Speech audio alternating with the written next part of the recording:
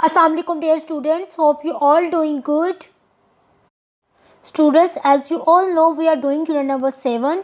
Today we are going to discuss its last topic, which is about friction.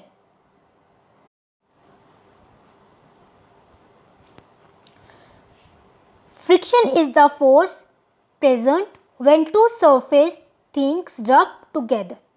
यानी कि जब भी आप दो चीज़ों को आपस में रब करते हैं या एक दूसरे के अगेंस्ट वो मूव करती हैं तो उनमें फ्रिक्शन प्रोड्यूस होती है. It slow down moving objects, ये आपके मूव करते हुए ऑब्जेक्ट की स्पीड को कम करती है. जैसे कि यहाँ पर आप देखें, ये एक पेपर बोर्ड है जो वाटर से पास हो रही है. ठीक है, ये दोनों जब जैसे ही बोर्ड है वाटर सरफेस से गुजरेगी तो उसमें भी फ्रिक्शन प्रोड्यूस होगी. इसी तरीके से ये एक लॉग है, लॉग वाटर में से गुजर रहा है, इसमें भी फ्रिक्शन है. Forces can cause object to start moving and come to stop. ये जो फ्रिक्शन फोर्सेस होती हैं, या तो उनकी वजह से कोई भी चीज़ जो है वो मूव करती है या कोई भी चलती हुई चीज़ जो होती है वो रुक जाती है. स्टूडेंट्स, मैं आपको इसकी एक सिंपल डेली लाइफ की एग्जांपल देती हूँ. आप फ्लोर पर, ग्राउंड पर चलते हैं. ये जो हम चलते हैं ये basically actually force of friction की वजह से ही है. फोर्स ऑफ फ्रिक्शन हमारी डेली की बहुत सी एक्टिविटीज़ को परफॉर्म करने में हेल्प करती है.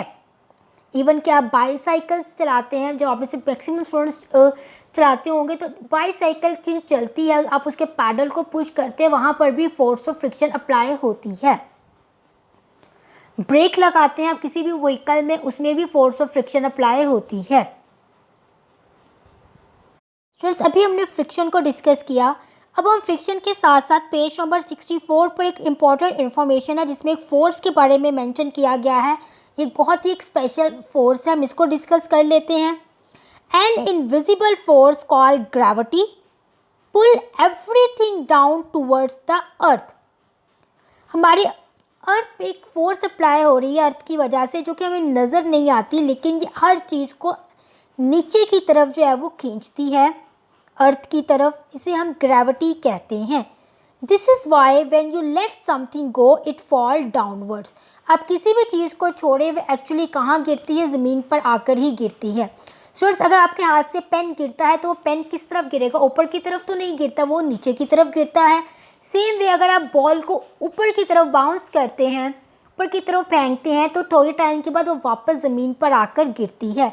इवन अगर आपकी काइट फ्लाई हो रही है, अब वो कट जाती है, तो कटने के बाद भी वो काइट जो होती है वो नीचे की तरफ ही मूव करती है. इवन कि आप किसी भी चीज़ को ऊपर की तरफ फेंकें, वो एक्चुअली वापस ज़मीन की तरफ ही आती है. और ये किसकी वजह से होता है? ये फोर्स की वजह से होता है, जिसे हम ग्रेविटी कहते हैं, जो एक्चुअली अर्थ अप्लाई कर रही होती है.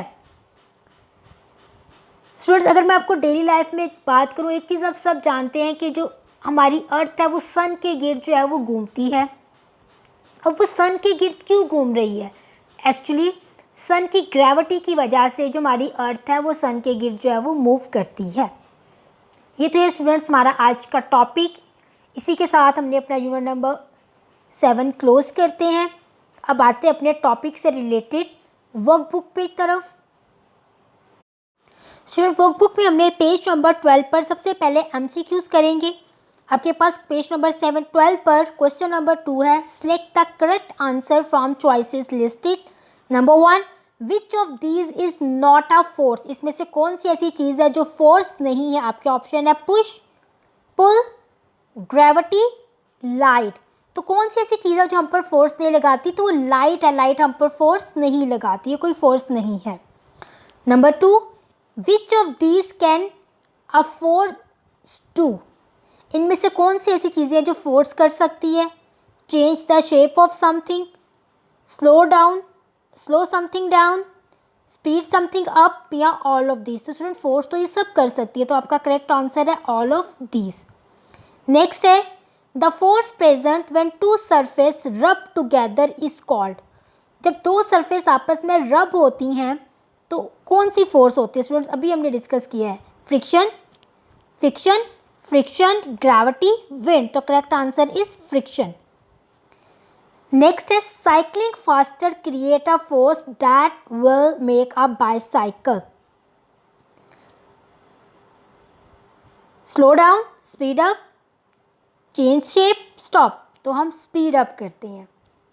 लास्ट है students, the force that pull everything down to earth is called, वो कौन सी फोर्स है जो हर चीज़ को अर्थ की तरफ खींचती है? Gravity, cavity, wind, friction. तो करेक्ट आंसर इज ग्रेविटी।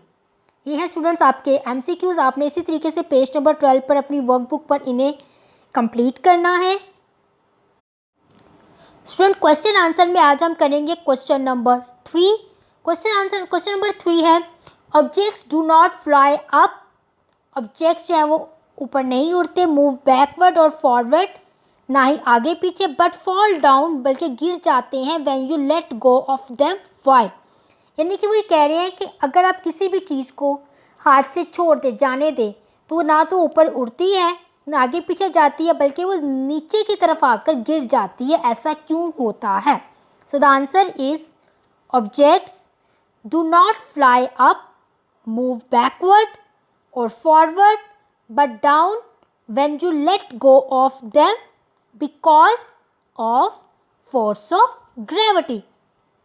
ठीक है, यानी कि फोर्स ऑफ ग्रेविटी कैसी चीज़ है जिसकी वजह से आपकी चीज़ें उड़ती नहीं है, लेफ्ट राइट नहीं होती, बल्कि डायरेक्टली वापस नीचे की तरफ आती हैं। यह है स्टूडेंट्स आपका क्वेश्चन नंबर 3, पेज नंबर 14 पे। आपने इस क्वेश्चन को अपनी वर्कबुक पे मेंशन करना है, लर्न करना है। लास्ट में स्टूडेंट्स मैं आपको एक छोटी सी एक्टिविटी दे रही हूँ जो आपके वर्कबुक के पेज नंबर 13 पे है। एक्टिविटी में आपके पास वो कहते हैं using toy cars or other wheel objects, find out which surface in your classroom have the least friction, make track out of different material। Question का मीनिंग है कि आप कोई भी टॉय कार लें, अब सबके पास छोटी सी टॉय कार्स होंगी, आपने उसे डिफरेंट सरफेस पर मूव करना है। आप उसे बुक पर मूव कर सकते हैं, टेबल पर मूव कर सकते हैं, किसी कपड़े पर मूव कर सकते हैं, ठीक है, फ्लोर पे मूव कर सकते हैं। मूव करने के बाद आपने बताना है कि किस जगह पर सबसे ज़्यादा फ्रिक्शन हुई है। स्टूडेंट्स आप, क्योंकि हम क्लासरूम में तो अब नहीं है, ठीक है, आप अपने घर में, तो अपने घर में आप किसी भी चीज़ को यूज़ कर सकते हैं, ठीक है। आप अपने बेड की टेक यूज़ कर सकते हैं, आप फ्लोर यूज़ कर सकते हैं, बुक यूज़ कर सकते हैं। इन सब को यूज़ करते हुए आपने बताना है कि आपकी जो कार है उसके मूव करने पर सबसे ज़्यादा फ्रिक्शन कहाँ है, ठीक है। यहाँ पर आपके पास वर्कबुक पे भी 2 जो है वो चीज़ें मेंशन, आप इन दोनों में से भी किसी एक पर टिक करें, साथ ही साथ डिफरेंट चीज़ों की लिस्ट बनाएं और साइड पे मेंशन करें। आपके जो लास्ट में वो कुछ ऑब्जेक्टिव्स रह गए हैं उनको हम इंशाल्लाह नेक्स्ट लेक्चर में कंप्लीट करेंगे। Thank you.